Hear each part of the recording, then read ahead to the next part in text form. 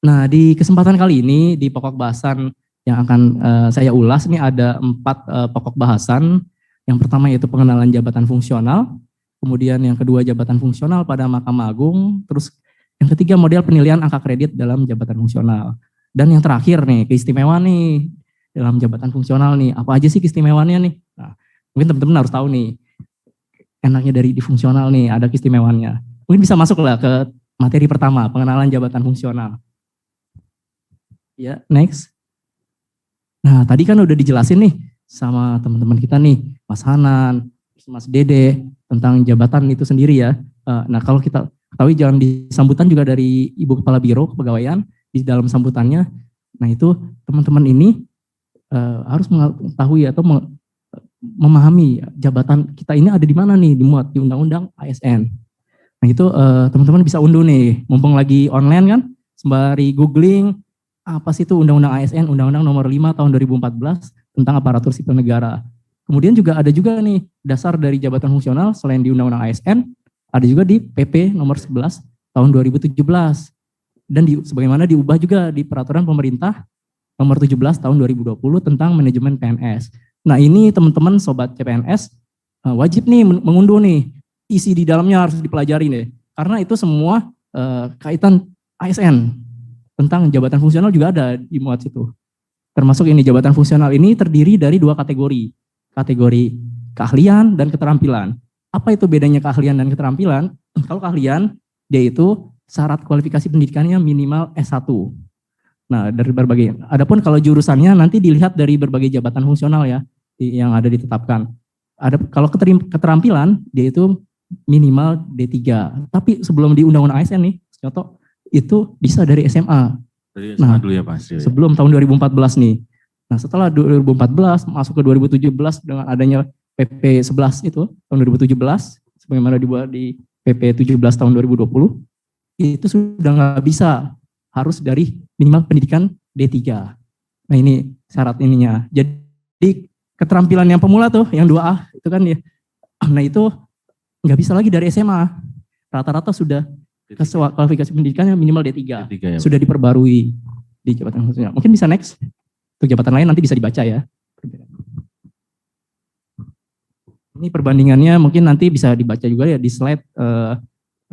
Kedudukannya di mana sih kalau kita banding-bandingin nih sama di perusahaan swasta misalnya ini. Berarti fungsional pun bisa nyampe ke tingkat utama itu berarti sampai tingkat dengan eselon 1 ya Mas Rio ya?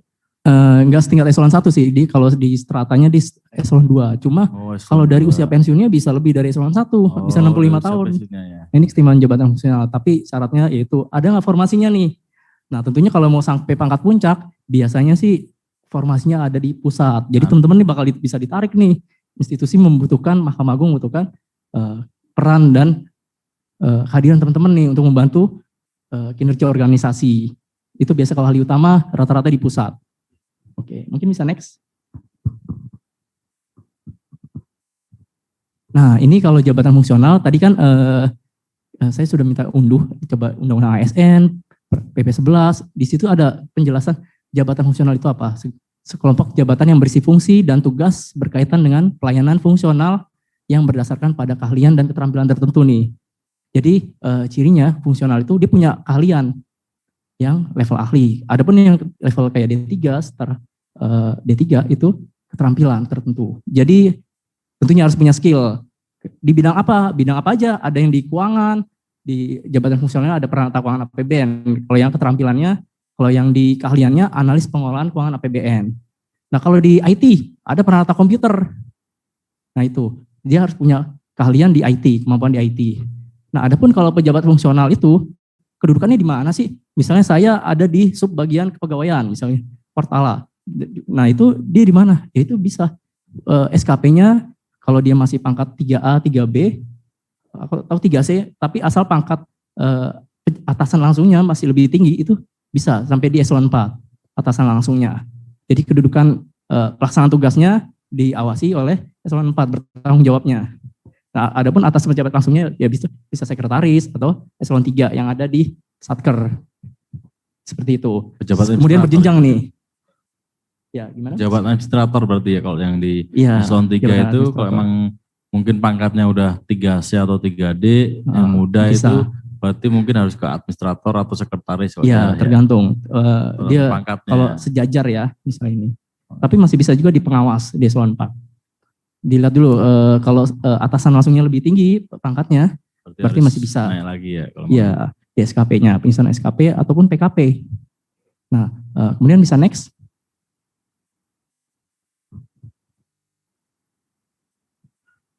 Nah ini teman-teman, beberapa contoh jabatan fungsional yang kita kenal nih secara umum nih.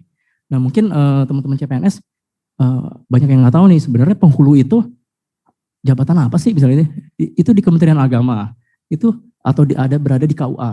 Nah itu jabatan penghulu itu ternyata fungsional. Berarti ketika menikahkan seseorang, nah dia itu ada angka kreditnya, tapi nggak cuma nikahin doang kan, pasti ada administrasi lainnya yang harus dipenuhi. Ya, ada termasuk pelatih olahraga nih, pelatih olahraga itu tuh dulu atlet-atlet nasional nih, yang kemarin nih lagi viral di TNI, status gendernya, itu kan mantan atlet voli ya, itu jadi pelatih olahraga, di Kemenpora ada jabatan fungsionalnya. Nah itu jadi atlet-atlet yang berprestasi di Kemenpora membuat seleksi bisa diangkat sebagai ASN dengan jabatan fungsional pelatih olahraga sebagai prestasi terhadap karirnya. Nah itu begitupun juga dengan jaksa, polisi Pamung Praja nih yang biasa tertipin keamanan itu juga jabatan fungsional. Nah itu beberapa contoh dari jabatan fungsional. Itu ada juga yang rangkap jabatan ya Mas Trio. Kayak jaksa itu bisa rangkap jabatan nggak ya kalau jaksa ya? Kalau jaksa bisa. Nah mungkin kita lihat di slide berikutnya nih, ada contoh jabatan fungsional yang bisa dirangkap jabatan dengan bisa baik struktural atau jabatan lainnya.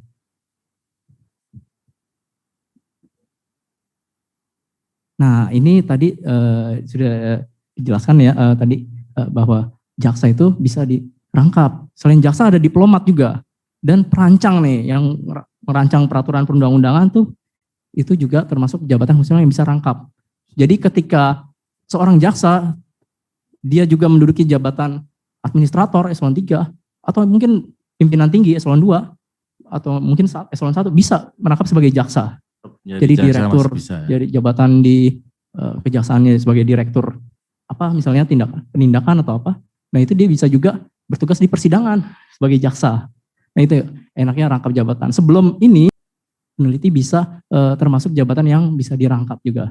Jabatan fungsional peneliti. Setelah ini udah nggak bisa lagi ya Mas Rio? Udah nggak bisa misalnya ini. Mungkin bisa next kita lihat tujuan dari penetapan jabatan fungsional ini. Nah jabatan fungsional ini tujuannya apa sih? Ada di birokrasi kita, di pemerintah kita, di instansi pemerintah, ternyata itu untuk meningkatkan nih produktivitas kerja PNS, si aparatur sipil negaranya ini nih yang si pejabat fungsionalnya. Nah itu tentunya kalau dia dengan adanya kehadirannya dia di Satker, tapi tidak membuat dia produktif, nah itu perlu dievaluasi. Kemudian juga meningkatkan produktivitas tentunya Satkernya kan, unit kerjanya. Kehadiran pemangku jabatan fungsional yang ada di Satker, itu tentunya harus mewarnai atau bisa mendongkrak produktivitas unit kerjanya, Satkernya, Mas Nyoto. Jadi kalau misalnya dia nggak meningkat produktivitasnya, nah ini perlu dievaluasi nih, ada yang salah. Bisa jadi penempatan yang salah, atau bisa juga kemauannya nih, orangnya pasif. Karena kemarin gitu Mas Rio, jadi ada beberapa CPNS yang bertanya itu ke saya, ini Mas ini saya kan jabatan saya ibaratnya mungkin analis SDM sampai sekarang itu ya. Nah seperti itu, tapi ditempatkannya di bagian perkara, atau mungkin daya prakom ditempatkannya di bagian umum, nah itu karena seperti itu. Nah itu kalau kepegawaian, ya Mas Nyoto, kalau kepegawaian di perkara nggak nyambung kan, tentunya eviden bukti kegiatannya nggak ada yang bisa dijadikan angka kredit. Nah ini salah dari Satkernya, pengelola kepegawaiannya gimana nih, atau pimpinan kebijakan Satkernya. Yang panjang harus kita pangkas. Eselonisasi harus disederhanakan. Saya akan minta untuk disederhanakan menjadi 2 level saja. Diganti dengan jabatan fungsional yang menghargai keahlian, yang menghargai kompetensi. Menghargai itu keahlian dan kompetensi. Itulah jabatan fungsional nih. Jadi eselon aja mau dihapus tuh. Dan ini sudah banyak nih Mas Nyoto di kementerian-kementerian lain ya. Kayak waktu diklat PIM 4 nih. Sekarang kan dititipin di Kementerian Sosial, itu sekarang udah banyak dihapus strukturnya. eselon 4 dan 3-nya. Sama gini, Menpan RB ya Mas Rio? Menpan RB juga udah sama? Iya, Menpan RB nih yang salah satu pembina ASN kan di jabatan fungsional. Dia kan yang menetapkan jabatan fungsional itu di berbagai kementerian lembaga itu dari Kementerian PAN dan RB penetapannya. Dan dia juga membina juga karir khususnya dalam tataran kebijakan ASN. Selain BKN ya misalnya ini. Nah itu udah dihapus. Jadi di MA juga ada sih yang kita hapus nih, tapi tidak seluruh, nggak sporadis secara keseluruhan di berbagai kementerian dan lembaga. Seperti itu. Mungkin di sana.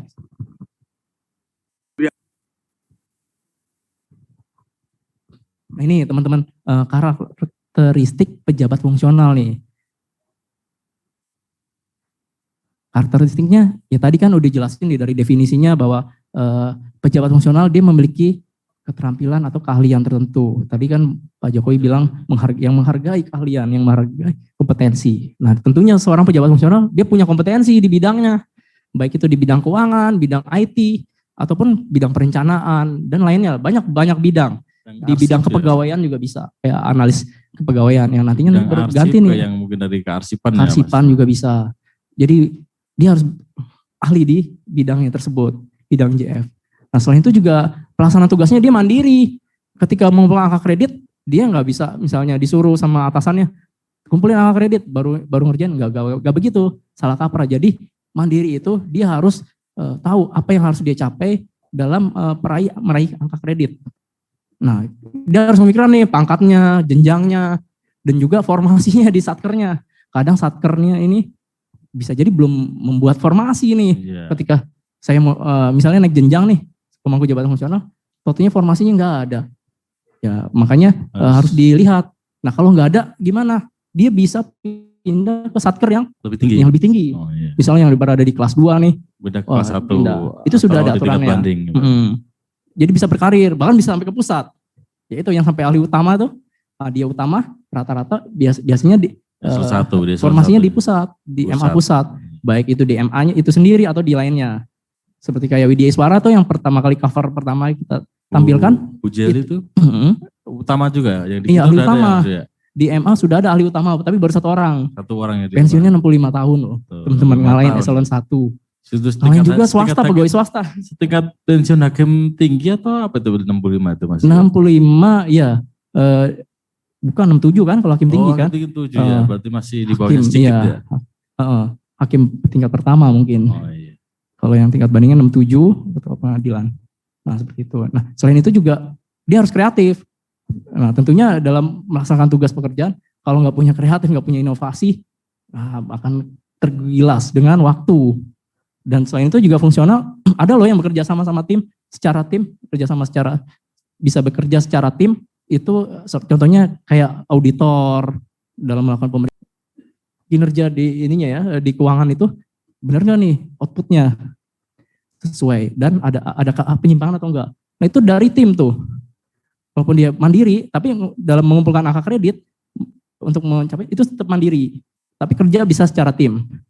Nah tentunya profesional, yaitu seperti itu. Profesional itu nggak perlu disuruh lagi, terus juga dia tahu yang mana tugas tanggung jawabnya, hak kewajibannya, dan dia harus unjuk diri ketika ada pekerjaan, ya sebisa mungkin harus ditangkap nih. Ya, nah ini kalau di satker nih ya. Menawarkan diri ya Mas Dio mungkin ya. Jadi iya, unjuk diri. Bisa jadi angka kreditin ya, udah kita ikut masuk ke situ. Iya misalnya ini ada dari teman-teman dari pusat kan panitia daerah. Itu ada. Nah, harusnya disampaikan ke pimpinan. Pak ini peluang angka kredit nih bagi saya. Nah itu harus unjuk diri. Kalau dia diem aja, dia nggak tahu, waduh nanti akan sulit. Nanti angka kreditnya saya nanti susah. Berkinerja. Terus juga dia independen nih. Independen ini dalam artian ketika dia melakukan penilaian atau pengawasan nih, dia nggak bisa diintervensi. Dia independen. Misalnya ada temuan dari keuangan, laporan keuangan itu ada penyimpangan, dia akan menjelaskan dan akan melaporkan ke MA. Misalnya Satker A ada misalnya temuan keuangan yang dianggap penyimpangan, itu akan dilaporkan. Tentunya akan diklarifikasi, independen. Oke, mungkin sampai sini nih. Saya pengen sedikit interaktif. Teman-teman CPNS mungkin ada yang mau bertanya sampai di sini, mungkin bisa raise hand. Biar nggak Mungkin di resen, di reaction itu kan ada nanti untuk itu pilih gambar yang resen. Ini Mas Rio mau Ada yang mau bertanya? Sedikit ini. Tenang aja, waktu kita masih panjang. Oh, ini sudah dipilih nih Mas Rio. Bisa dipilih dengan dari mana nih, Mbak? Saya dari Pengadilan Agama Sibuhuan, Pak. PA Sibuhuan, Mbak siapa, Mbak? Iya. Anisarti Siregar. Oh iya, mungkin mohon itu maskernya dibuka dikit, Mbak. Dibuka dulu maskernya. Nah, biar kenal nih. Nah, biar teman-temannya juga udah kenal juga ini. Iya. Oh ya, ini. Iya, Mbak. Dari Satker Sibuhuan, kalau boleh tahu formasinya apa? Arsiparis, Pak. Wah, pas banget nih. Jabatan fungsional. Iya, Mbak. Silakan. Ada yang mau ditanyakan? Pak, saya ingin bertanya. Apa ya tadi? Untuk jabatan fungsional itu kan ketika kita sudah menjadi PNS, apakah itu otomatis langsung diangkat jabatan fungsionalnya langsung otomatis juga? Apa bagaimana? Apakah ada waktu lagi untuk itu penentuan jabatan fungsionalnya itu? Aja ya, Mbak. Ya, terus Pak satu lagi. Terus Pak kalau jabatan sekarang kan saya arsiparis nih. Apakah masa kerja sebagai CPNS itu harus sebagai arsiparis juga? Apa bisa diperbantukan di ini lain, bagian kerja lain gitu Pak? Misalnya di bagian kepaniteraan gitu. Bagaimana? Terima kasih. Oke, terima kasih Mbak Anissa ya.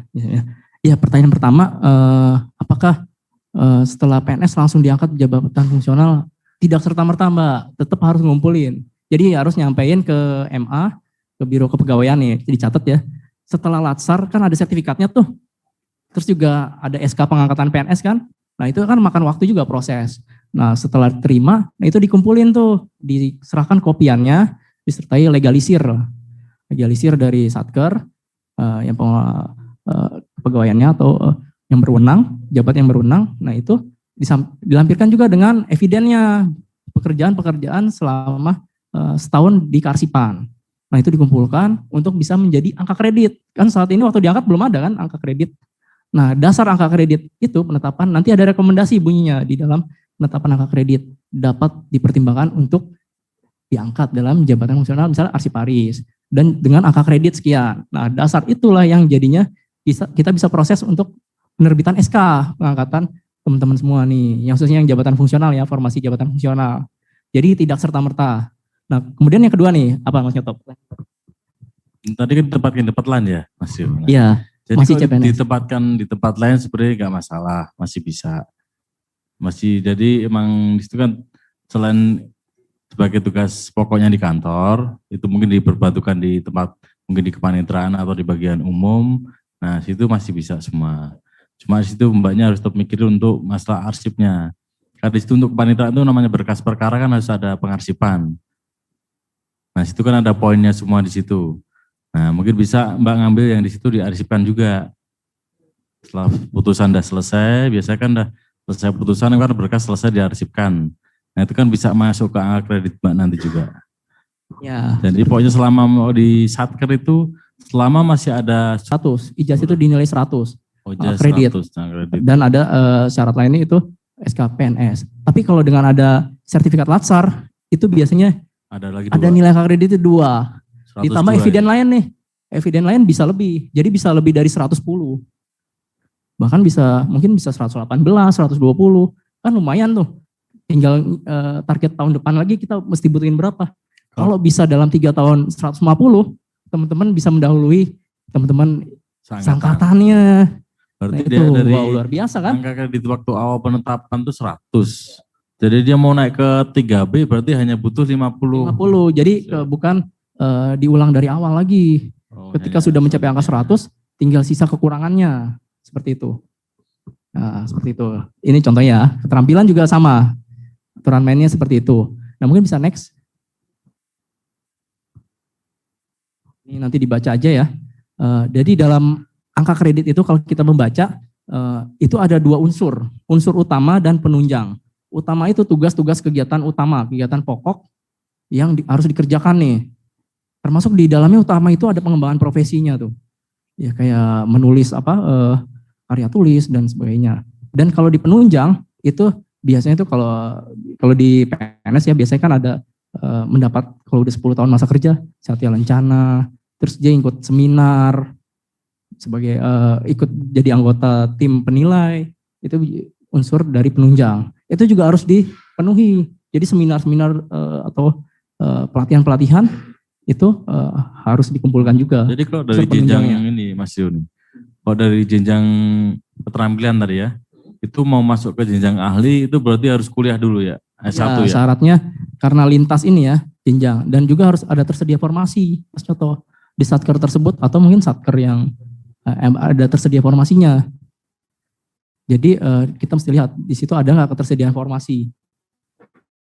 Jadi ini, nah jadi ketika mau beralih dari misal keterampilan nih, kayak tadi misalnya Mbak Nisa D3 apa enggak ya tadi? Kalau dari D3 terus dia ternyata kuliah lagi menjadi sarjana, nah itu bisa disesuaikan langsung namanya. Ke jenjang ahli ya Mas Rio? Iya langsung ahli disesuaikan dengan pangkatnya nanti. Jadi sesuaikan seperti obatnya kayak ujian dinas langsung ke 3A, iya. Langsung ikut nanti disesuaikan ujian. Pangkatnya dulu. Dia kan misalnya dari 2D, udah pernah naik dari 2C ke 2D, nah terus kan dia punya ijazah S1, jadi ntar di 3A. Jadi nggak perlu penyesuaian ijazah itu? Enggak perlu. Ya, jadi nggak perlu penyesuaian ijazah, tapi perlu mencapai angka kredit yang ditentukan dan syarat lainnya. Pencatuman gelar ya Mas Rio ya? Pencatuman gelar boleh, itu tetap ada prosedurnya di BKN atau Kanrek ya. Kalau daerah Kanrek ya. Betul sekali. Mungkin bisa next. Tuh, tadi penetapan angka kredit itu sebenarnya gunanya untuk apa sih? Dia itu bisa buat mengangkat dalam jabatan fungsional. Nah ini tadi seperti yang Mbak Anissa tanyakan kan, apakah serta-merta langsung setelah PNS? Tunggu dulu nih ada penetapan angka kredit. Kan pertama usul dulu nih, usul untuk dinilai, baru ditetapkan nih sama instansi pembinanya. Nah kalau sudah ditetapkan, itu baru bisa diangkat, rekomendasi diangkat. Jadi penetapan angka kredit itulah yang menjadi dasar digunakan untuk buat mengangkat, buat naik pangkat, atau naik jabatan, jenjang jabatan setingkat lebih tinggi. Itu pasti ada PAK-nya. Jadi kalau mau nyerahin, saya mau naik pangkat nih di bulan April besok, berarti dia harus menyerahkan PAK-nya. Tanda di situ biasanya ada rekomendasinya. Dapat dipertimbangkan untuk naik pangkat misalnya gitu. Seperti itu. Mungkin bisa next.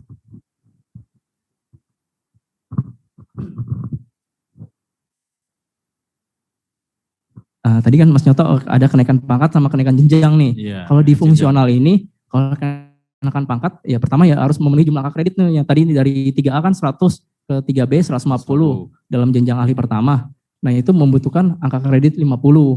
Tapi di beberapa jabatan fungsional yang baru, ada syarat lain nih. Jadi harus memenuhi hasil kerja minimal, HKM. Itu kayak di peneliti itu. Jadi yang jabatan fungsional yang baru ditetapkan, dia harus ada target hasil kerja minimal nih. Tapi itu dari unsur utama, jadi kegiatan utamanya. Jadi itu dia harus menyerahkan hasil kerja minimal. Itu yang jabatan fungsional yang baru ya, misalnya itu. Kemudian kalau naik jenjang, biasanya nih setelah angka kredit mencukupi, misalnya dapat dipertimbangkan naik jenjang setingkat lebih tinggi nih, dari keahlian pertama ke ahli muda atau muda. Itu biasanya ada uji kompetensi, ya, kayak di peranata komputer nih, yang baru aja kemarin 2020, itu uji kom dulu. Gak bisa kita langsung proses SK. Setelah ada UKOM dan lulus, dapat sertifikat. Sertifikat itulah yang nanti disyaratkan, yang untuk dilampirkan buat menjadi kita proses SK kenaikan jenjang. Jadi bener kan, profesional itu berarti dia punya kompetensi kan, dilihat ukuran kompetensinya. Karena dia udah lulus uji kompetensi atau diklat. Kayak di Arsip Paris, dia harus lulus diklat dulu. Jadi setelah angka kredit tercapai atau mungkin udah mau dikit lagi mau mencapai, langsung daftar nih diklat penjenjangan biasanya. Jadi nggak terlambat ya? Iya, udah nggak terlambat. Jadi pas udah ngumpulin sambil nunggu hasil, ternyata udah diklat, berarti udah bisa langsung diajukan lulus diklat. Dan tersedia formasi. Pas saya dapat dipertimbangkan naik jenjang jabatan setingkat lebih tinggi, ternyata formasi nggak ada misalnya ini. Gimana nih? Berarti kita harus cari satker yang lebih tinggi di dalam wilayah tersebut. Mungkin bisa situ dipindah. Kalau aja lebih dekat dari keluarga kan, jauh lebih enak. Nah itulah enaknya fungsional. Beda kan kalau pelaksana, mesti ngusul dulu, tergantung kebijakan atasan. Nah, kalau ini diatur lebih lanjut. Mungkin bisa next lagi.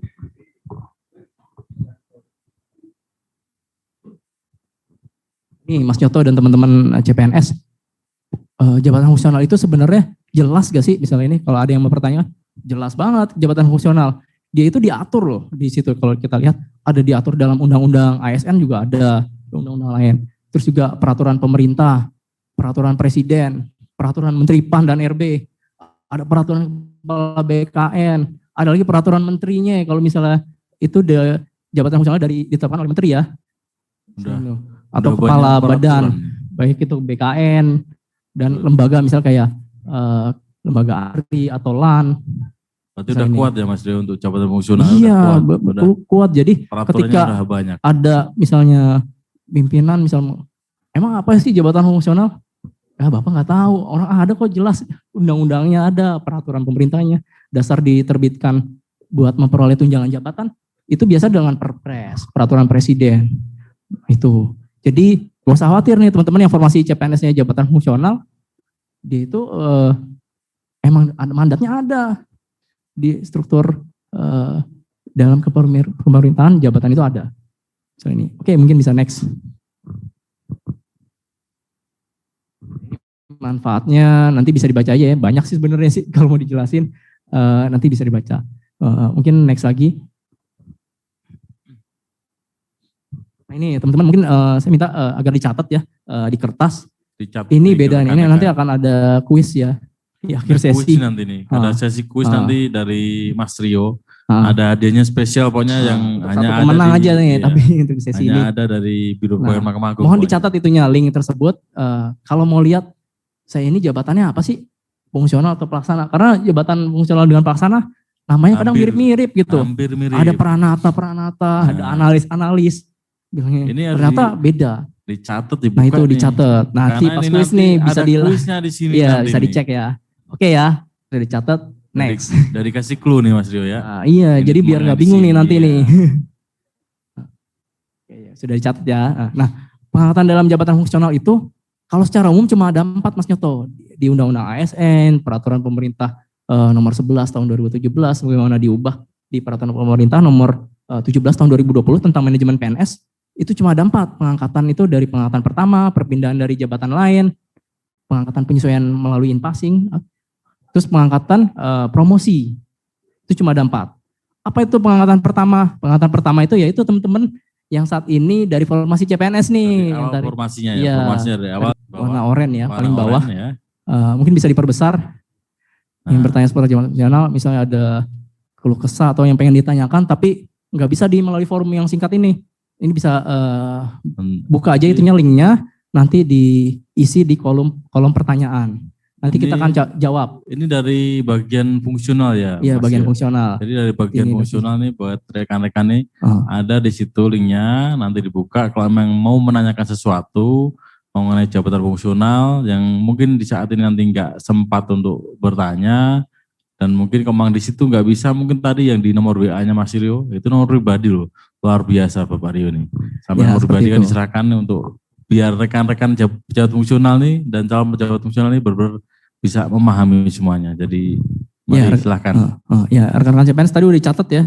Tadi itu udah berapa tuh yang dicatat tuh, yang jabatan fungsional nama pelaksana tuh linknya. Terus juga yang ini dicatat, terus saya minta juga diunduh Undang-Undang ASN, Undang-Undang nomor 5 tahun 2014 dan Peraturan Pemerintah nomor 11 tahun 2017. Itu pedoman teman-teman semua. Jadi baca nggak dipahami, didalami, nggak akan rugi bisa itu. Bahkan nanti bisa jadi punya pengalaman dan bukan pengalaman ya, punya kompetensi, jadi punya ilmu di bidang kepegawaian nih. Salah satunya undang-undang hal tersebut, undang-undang ASN dan peraturan pemerintah 11 itu aturan di PNS seperti itu kunciannya. Mungkin next, nanti bisa dibaca misalnya ini.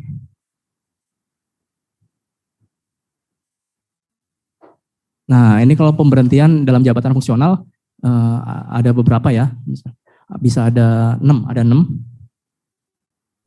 Nah itu dia bisa mengundurkan diri dari jabatan ketika misalnya saya kayaknya nggak ditempatkannya pertama di bagian yang bukan jabatan fungsional yang dikehendaki nih, padahal dia udah jabatan fungsional ya, ternyata ditempatkan yang bagian yang atau bidang yang enggak sesuai dengan jabatan fungsionalnya. Dia bisa mengundurkan diri nih si pemangku jabatan fungsional. mengajukan surat secara berjenjang ya, dari pribadi ke atasan langsung nanti menyampaikan ke pimpinan yang pejabat yang berwenang di unit kerjanya, dari pejabat berwenang yang dari unit kerjanya, nyampein lagi nih misalnya pejabat ke ketua pengadilan tingkat banding biasanya yang di pengadilan tinggi, baru ntar ke MA, sekretaris Mahkamah Agung. Tapi kalau di situ Mas Jo, itu kalau mengundurkan dari jabatan, itu kan dari pribadi, berarti di situ kan di bawah itu keterangannya tidak bisa diangkat kembali ya? Iya, kalau mengundurkan diri nggak bisa diangkat, termasuk yang tidak memenuhi syarat jabatan. Oh, tadi mungkin F ya, huruf F ya? Iya, yang poin F tidak memenuhi syarat jabatan tuh biasanya ada nih yang kayak yang tadi saya bilang dijelaskan bahwa sebelum 2017 tuh bisa dari SMA, kualifikasi pendidikan SMA, tapi ternyata setelah Undang-Undang ASN dan PP 11 diterapkan itu wajib menempuh sekolah pendidikan minimal D3 atau S1 itu ya Mas ya. Ya, jadi kalau nggak sesuai harus karena alasan tidak memenuhi persyaratan diberhentikan ya. Oke, mungkin bisa next, kita percepat waktunya kian singkat ya. Nanti bisa dibaca lagi ya. Kalau pengangkatan kembali, dia itu pernah aktif di fungsional, tapi karena promosi mungkin jadi administrator, dipromosikan atau mungkin lagi cuti di luar tanggungan negara tuh yang bisa sampai 2 tahun. Nah itu dia bisa diangkat kembali. Asalkan masih ada formasi. Atau tugas belajar juga nih, kuliah nih misalnya, kuliah ke luar negeri atau kuliah yang tidak dimungkinkan untuk aktif di fungsional. Itu diberhentiin, nanti bisa diangkat kembali. Kredit yang lama, waktu terakhir diberhentiin. Seperti itu. Mungkin next. Pola karirnya itu kalau fungsional itu dia bisa zigzag. Jadi teman-teman semua nih sobat CPNS. Jadi zigzag itu apa? Bisa terus berkarir di fungsional, bisa juga pindah ke misalnya pimpinan mempromosikan nih jadi ke struktural nih, ya ke jabatan ya? Pengawas, administrator, ya, bisa langsung. Jadi jalur karir radial atau jalur karir misal pindah antar jabatan fungsional lain. Seperti tadi nih misalnya kayak Mbak Anissa Arsiparis. Pindah ke keuangan. Ternyata ditaruh di keuangan terus sampai sekian tahun. Atau pindah di kepegawaian. Bisa pindah ke jabatan fungsional yang bidang keuangan, APBN tuh. Penata keuangan APBN atau analis keuangan APBN. Mungkin bisa next. Ini dibaca aja ya. Ini next lagi. Kita percepat. Next. Kelas. Next lagi. Nanti dibaca aja. Remunerasi nih Mas Do. Kenapa? Ini saya tertarik nih mengenai remunerasi itu pasti. Dan tadi mungkin yang sebelumnya tadi Mas Rahmat, nah kan nanti ada remunerasi. Jadi buat pejabat fungsional nih, jadi di situ tuh biarpun pejabat fungsional ada yang seperti kelas 2 itu Mas Do ya. Di kelas 2 itu jabatan fungsionalnya untuk remunerasinya itu ada yang lebih tinggi dari kasubagnya. Jadi ya, kadang ada kasubagnya itu yang aku sudah bekerja bertahun-tahun, sudah jadi kasubag, kok tunjangannya kalah sama yang PNS baru kemarin diangkat ya, seperti itu. Ada kejadian tuh, khususnya yang rekrutmen CPNS tahun lalu tuh, tahun 2018 diangkat kemarin itu dalam jabatan fungsional, ada yang kaget, pejabat eselon 4-nya, pengawasnya, pejabat pengawas, khususnya di kelas 2 tuh, karena kalau di fungsional keistimewaannya dia itu sama, mau yang di pusat, tunjangan kinerjanya sama. Iya. Apalagi yang daerah yang terpencil ya, misalnya pengeluarannya sedikit, wah itu enak banget tuh, jenjangnya sama yang di pusat loh sama, itu tidak dibeda-bedain. Jadi makanya bisa ngalahin pejabat pengawas struktural kan yang ada di. Dulu kan orang berpikir untuk jabatan struktural aja Mas Rio ya, jadi maunya struktural karena ya mungkin karena pendapatan mungkin ya, tapi sekarang ini kan karena fungsional sudah ada pendapatan yang lebih juga dan sudah cukup lah. Jadi mungkin nggak terlalu harus ke situ. Jadi fungsional bisa langsung terus jalan gitu. Ya betul. Mungkin bisa next. Kita percepat. Next. Jabatan fungsional ya next lagi. Nanti dibaca aja ya teman-teman kalau ada yang kurang jelas. Nah di MA ini jabatan fungsionalnya dari tahun ke tahun terus meningkat nih. Meningkat jumlahnya. Ya. Sampai akhirnya nih 2021 ini kita harus mengangkat jabatan fungsional yang baru-baru ini. Akhirnya jumlahnya 21 Mas Nyoto. Penata peradilan tuh punya MA, tapi hanya di Paniteraan Mahkamah Agung. Jadi sering berjalan waktu terhadap peminat fungsional banyak, apalagi ada sejak mandat pidato presiden tuh. Wah, kayaknya apalagi dengan adanya remunerasi yang sama. Yang hampir sama atau mungkin ada yang lebih. Gitu. Di pusat sama di daerah sama, tunjangan kinerja yang nggak dibedain. Itu makin menambah minat lah misalnya ini. Istimewaan. Oke mungkin next. Nah ini jumlah ininya, existingnya di saat ini jumlahnya 448. Nanti tahun depan nih teman-teman yang saat ini masih CPNS jadinya bertambah jadi 1000-an. Nanti kalau ada teman-teman yang CPNS diangkat dan diangkat jabat fungsional, jadi di EMA itu ada 1000 lebih. Mungkin hampir bisa lebih 1000, bahkan bisa nambah lagi nanti. Kalau misalnya PP jadi fungsional, puluhan ribu di sana. Wah, bisa puluhan ribu tuh kalau PP sama JSP dan itu. Oke, mungkin bisa next. Nah, kalau di struktur bagian saya nih di Biro Kepegawaian, dari Biro Kepegawaian, Kepala Biro, ada kepala bagian saya nih, atasan saya, Ibu Ati Wiasila, mungkin bisa dilihat mungkin bisa next. Nah ini model penilaian angka kredit nih dalam jabatan fungsional. Jadi tadi punya mekanisme berbeda-beda nih dalam jabatan fungsional. Ada yang masih menggunakan model konvensional nih. Biasanya menggunakan form, itu namanya biasanya kita istilah DUPAK, daftar usul penetapan angka kredit, kepanjangan dari DUPAK itu. Nah itu dia memperoleh nih bukti kerja sesuai dengan bukti kegiatan dengan melampirkan formnya tuh. Nah itu ada yang masih menerapkan seperti ini Mas Nyoto, seperti auditor, pustakawan, peneliti, WI, penanata humas, itu biasanya yang jabat-jabatan yang belum diperbarui nih regulasinya, masih pakai format yang lama. Tapi walaupun format lama tetap masih bisa relevan dipakai saat ini. Nah ini kalau menggunakan format ini, form DUPAK model penilaian, dia bisa angka kreditnya luar biasa, lebih dari 150%. Jadi bisa lebih cepat gitu. Nah ini ada contohnya dari keistimewaan jabatan fungsional. Nah kalau kan versi, dia ini biasanya arsiparis yang mungkin